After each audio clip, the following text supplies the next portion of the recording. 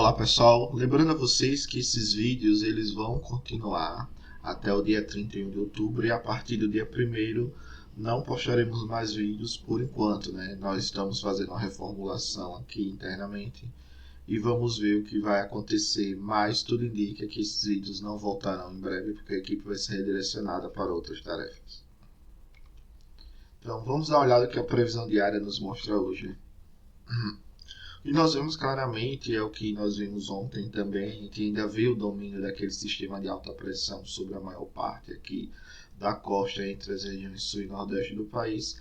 Claro que em alguns momentos a gente tem a formação aqui de pequenos ciclones ou ciclones com intensidade maior, mas na média o que a gente observa é que esse sistema de alta pressão ele continua dominando aqui, principalmente a região sul. Devemos ter chuva distribuída no país, sim, mas uma chuva não tão significativa a ponto de mexer muito por enquanto. Mas no final vou dar um alerta que eu acho interessante que o que eu posso estar falando não se aplica à região sul.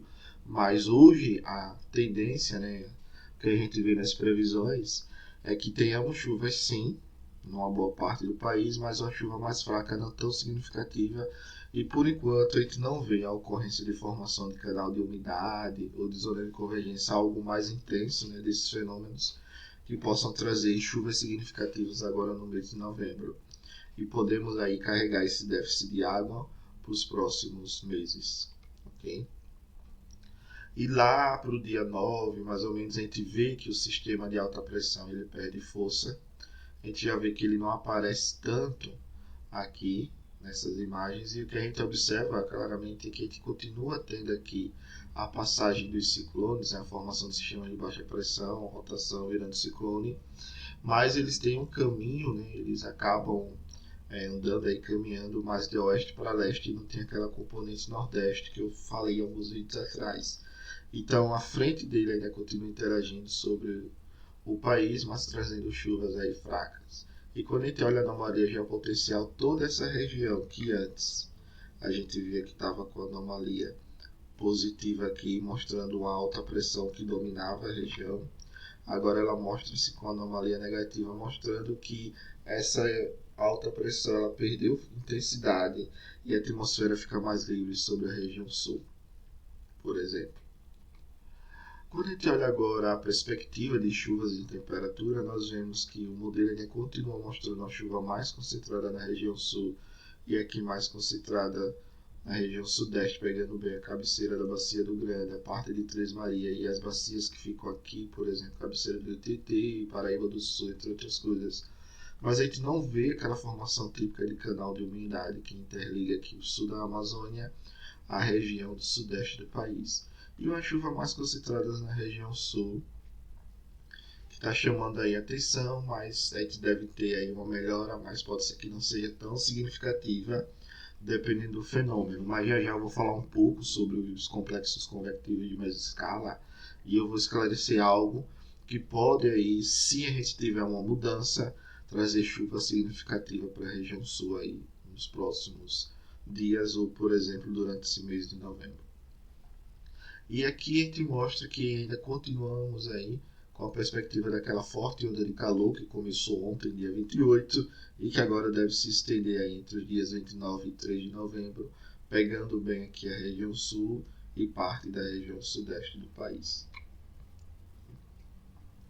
E o acumulado de chuvas até o dia 14, né, praticamente os próximos 15, 16 dias, nós temos aqui uma chuva bem acumulada, mantendo o mesmo padrão que nós vimos até o dia 8, mais uma chuva mais forte que aparecendo, né, na região sul do país e também aqui nessa região do Bacia de Minas Gerais, Rio de Janeiro e São Paulo. Mas se a gente dividir essa chuva aqui por 15 dias, vai dar aí aproximadamente 15 a 16 milímetros por dia. Como a evaporação está alta, a gente está usando água em outros processos, como armazenamento no solo e tudo, acabamos não tendo uma resposta tão grande das vazões nessas regiões, mas a gente pode perceber que ao longo do mês a gente vai ter uma leve melhora, mas acredito que nada tão significativo, principalmente no sudeste. A região sul, continuo falando, tem esses CCMs que estão chamando a atenção.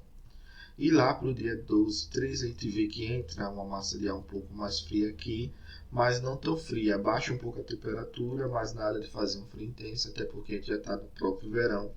E a tendência agora é que as médias elas aumentem gradativamente. Quando nós vemos agora a projeção de armazenamento de água no solo para o dia 1º, a gente observa que praticamente eles estão mantendo aqui essa projeção de armazenamento de água no solo na maior parte do país. Nós temos aqui o destaque a região sul, que praticamente ela está mantendo também, e mantendo aqui da ordem de 60%, 60%, né, na média das principais bacias aqui da região sul. Então a gente está tendo uma leve melhora na região sul, mas nada tão significativo por enquanto. E a maior parte do país aqui realmente praticamente mantendo aí essa quantidade de água no solo e carregando isso aí até o dia 1º de novembro. Agora, o grande destaque que eu quero trazer para vocês é o seguinte: tem que ficar de olho diariamente para ver qual será o posicionamento aqui, o início desses CCMs. O que acontece? Antes, a gente não tinha nem indícios nas imagens de satélite de formação desse tipo de fenômeno na região sul. Dificilmente os modelos meteorológicos vão mostrar a formação desse fenômeno. A imagem de satélite é uma imagem quase em tempo real. Essa imagem, por exemplo, ela é de hoje, do dia 29/10/2019, tá vendo? Ano, mês e dia, às 9h10 GMT, né? Ela foi... o satélite tirou essa imagem, né, bateu essa foto nesse momento, mas ela acabou sendo disponibilizada e processada 10 minutos depois. Então ela foi processada e foi colocada no ar lá no site CPTEC. E ela é válida para esse intervalo aqui de 9h10 a 9h20 GMT, que na verdade é horário no meridiano de Greenwich. Então você tira 3 horas, seria aqui aproximadamente 6h10, 6h20 da manhã, horário local, né? Caso aqui de São Paulo, maior parte do país. Antes desse fenômeno aqui, o CCM, ele não estava nem se formando direito, tinha um mais fraco, mas agora ele começou a ter intensidade.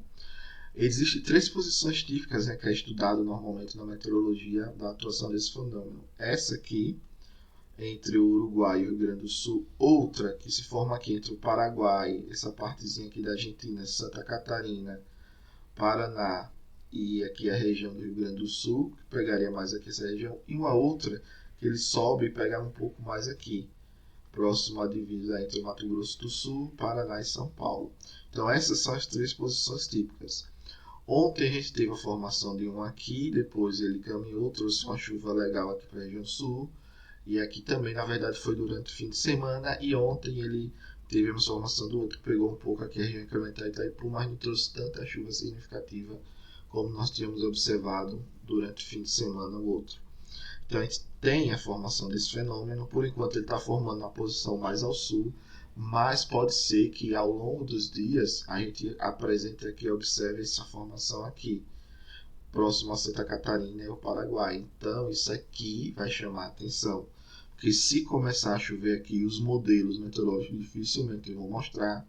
Você deve ter aí uma chuva bem significativa e uma recuperação bem rápida das zenas e do armazenamento na região sul. Isso aqui é monitorar dia a dia, observar dia a dia, olhar a cada hora, ou a cada 2 horas, ou a cada 3 horas, aí depende de cada um. Eu olho de hora em hora as imagens de satélites para ver o que está acontecendo, ok?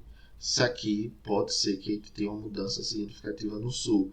Pode ser que aconteça, pode ser que não, eu posso estar falando alguma balela, mas eu ficaria de olho, porque se ele começa a se formar aqui próximo ao Paraguai ou mais ao norte aqui do Rio Grande do Sul, a gente deve ter uma chuva boa aí nas principais bacias da região sul, tanto o bacia do Uruguai, que é aqui praticamente toda boa parte, na verdade, de Santa Catarina e do norte do Rio Grande do Sul, e a bacia de Iguaçu, que fica aqui no sul do Paraná.